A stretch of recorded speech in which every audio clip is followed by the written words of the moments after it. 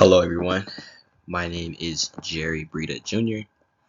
I'm affiliated with the Texas Southern University, and I will be talking about synchrotron radiation to produce MEMS devices, along with other nanotechnology and medical applications.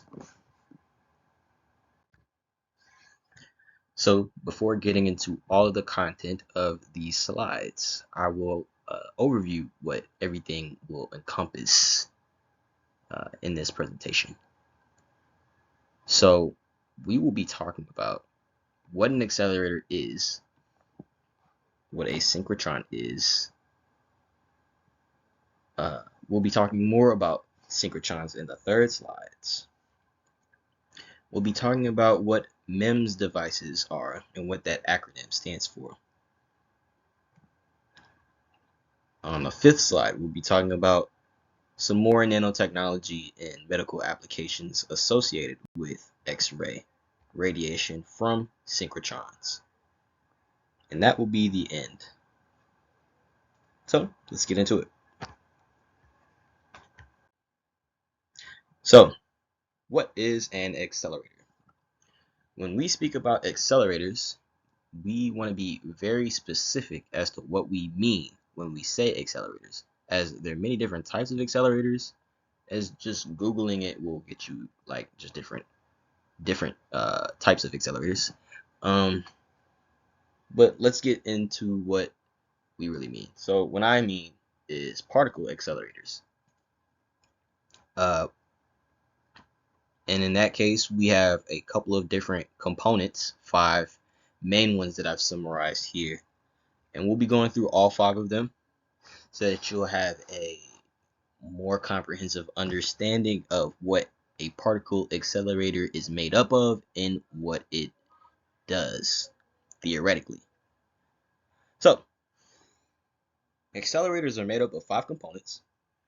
It's made up of a source of high voltage, a source of ions, optics to focus a beam analyzer, and a vacuum system.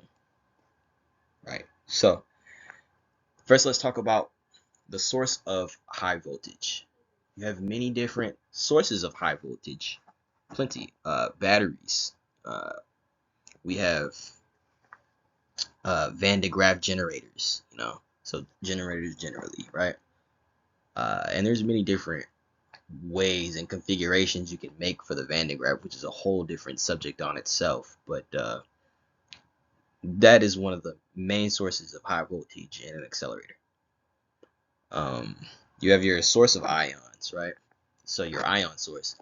Usually these end up being some kind of element like carbon or boron or anything of that sort. You can do many different applications with these ions, right? That are put into a beam, say carbon dating or anything like that, right? These can be used to do many different modern day nuclear applications, right? And the source of all of that are these ions. Then we go to optics. So there are a couple of different ways to focus a beam or just manipulate the beam in general, right? So for most intents and purposes, we use 3 main types of magnets to maneuver the beam, because these are ionized beams that we're shooting out, right? So they have a specific charge associated with them, right? They're either positive or negative. And so generally we don't have any problem using a magnet to maneuver this in any specific way. So we have dipoles, which are it's just one magnet with the north and the south pole separated by some space, right? And this is used to maneuver the beam, just directing it in one way or the other. You have your quadrupole, which is set up sort of like this.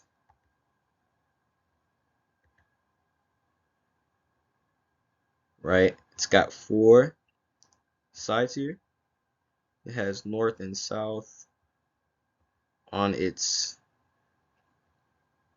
east and west banks here, and it just kind of like directs and focuses a beam in certain directions, right?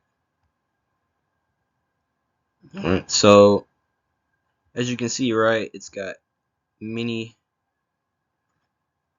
different ways of manipulating this beam, right? And so you can focus and defocus this beam with the quadrupole, right? The sextupole is just another type of magnet with 6 sides, right? Just like this quadrupole that I've drawn up here.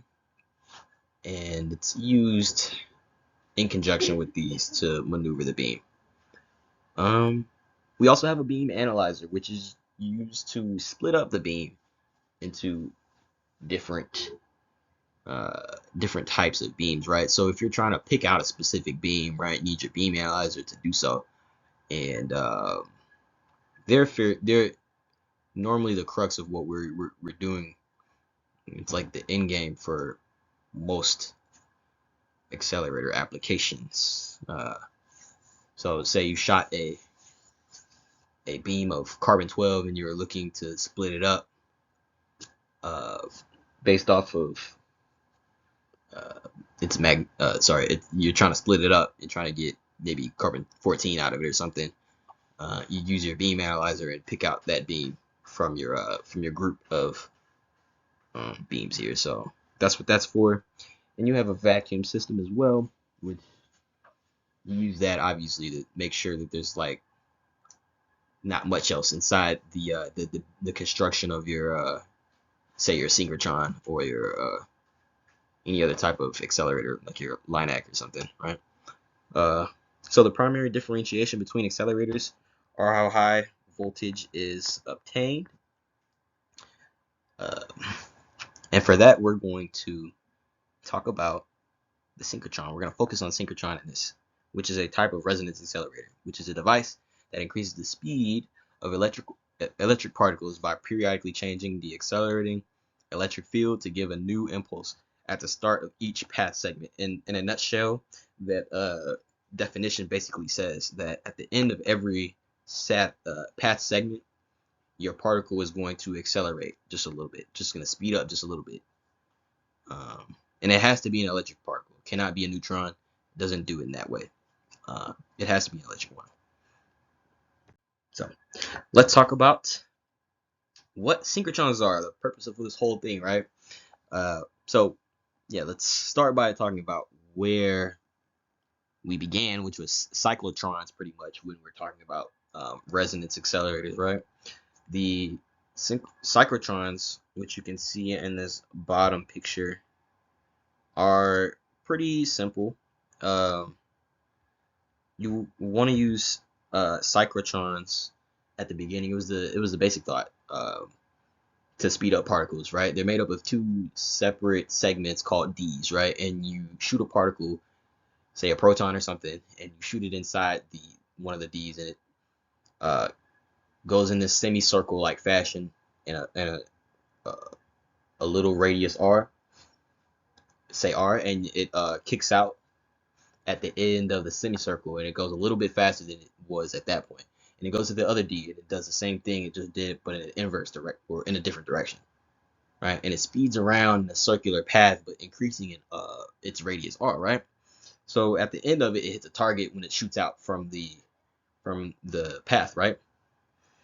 And this could be any type of thing, right? I've seen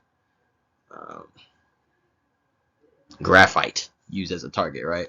And it usually just kind of that's what you use as a target for some of these, right? And in between, on the top of those usually is an electromagnet with a north and south pole, right? And it's in this picture, it's kind of facing downwards, so it's like you need to have that in order for it to have some movement in the system, right? But to obtain higher energies in these particles, the electromagnets had to grow proportionally in size. This was problematic because that becomes more expensive over time, right?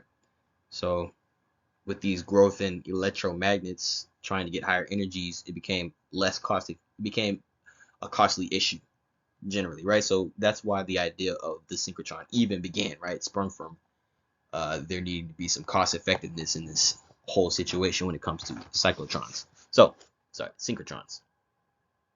Sorry, yeah, it was cyclotrons. So, yeah, synchrotrons are these circular devices. Or is this circular device here?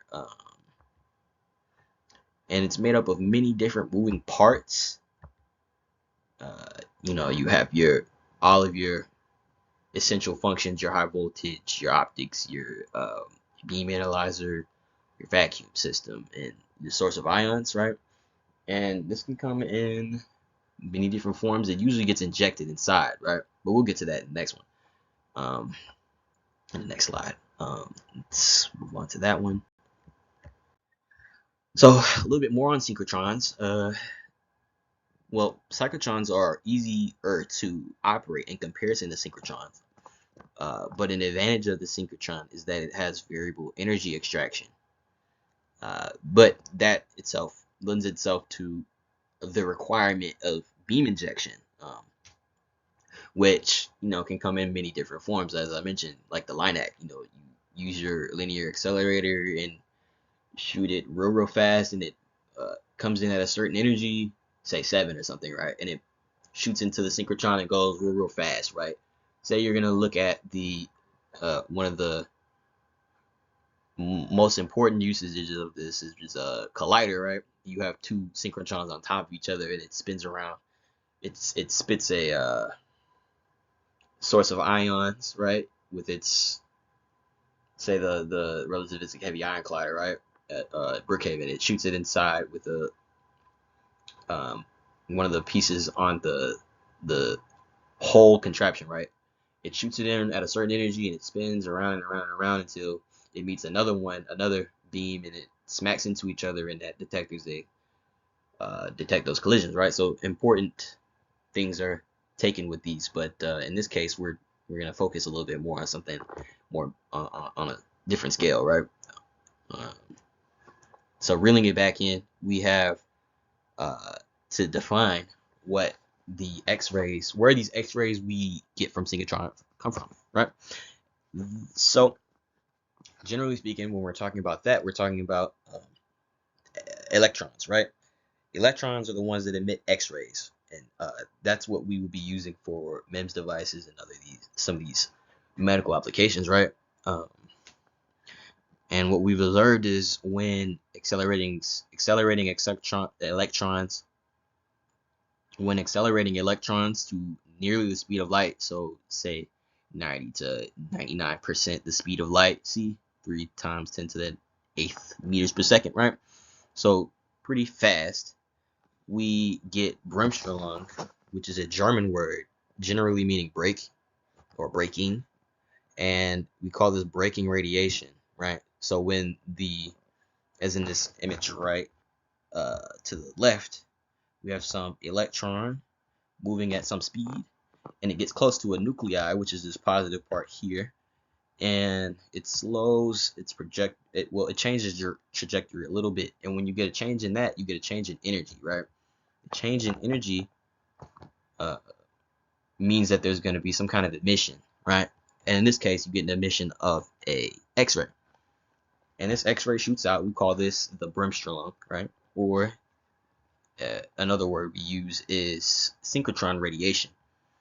Um, and in this example, to the bottom, we have some sort of spiraling motion inside of a synchrotron, right? So it's spinning around and around and around, and at certain spots, we get some changes, and this is what we call our synchrotron radiation, right? And they come in the form of X-rays. Hey, that's what the purpose of that is. Okay, so let's shift gears and move on to MEMS devices. So what does this term mean exactly?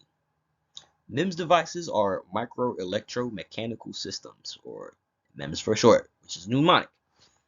Uh, MEMS devices are a means of shrinking the size of the technology that is implemented in systems today, right? And for the future, these are going to be fairly important for medical applications, and um, they will be the main crux of medical applications for complicated procedures with the brain, or say like hearts or anything like that. Anything important, right? Can count on MEMS to help us with that. So breaking down this mnemonic here and further breaking down the word, you have micro, which means on the scale of millimeters to micrometers. You have electromechanical, which controls, basically it's the control over the microscopic actuators, right? So the control part comes from the electro, and it's control and signaling. And you have mechanical, which is your actuators, your what's interacting with the environment, right? That's what your actuators do, say arms or legs, right? Your actuators. And you have systems, which involve communication, and it brings in order and structure to, say, the MEMS devices, so they can communicate with each other, and they move in unison and coherence, right? I laid it all out for you to read out like that. So let's go to the next slide. So yes, we have a couple of different components of MEMS, right? With this image here. You have your microsensors, your micro actuators, your microelectronics, and microstructures. These are what make up MEMS, right? Um, and there's a variety of use cases for MEMS, including bioimaging, neural implants, such as I can say this word in one go. Hopefully, electroencephalography, or EEG signaling for short, and lab analysis techniques, right?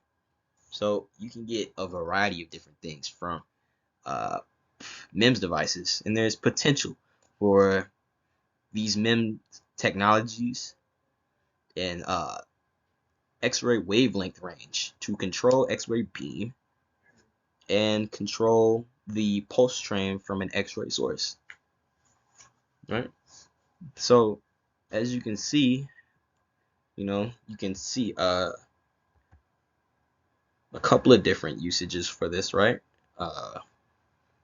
These are fairly important for understanding things like dementia and things of that nature, right? The electroencephalography, right? That's quite an important thing when it comes to brain, right? Those are those electrodes that they put on people's heads so that they can monitor your wavelengths coming from your brain, like the alpha waves and your beta waves and stuff like that. And there's lab analysis techniques as well. I'm not too well versed in that, so I won't elaborate, but there are lab analysis techniques.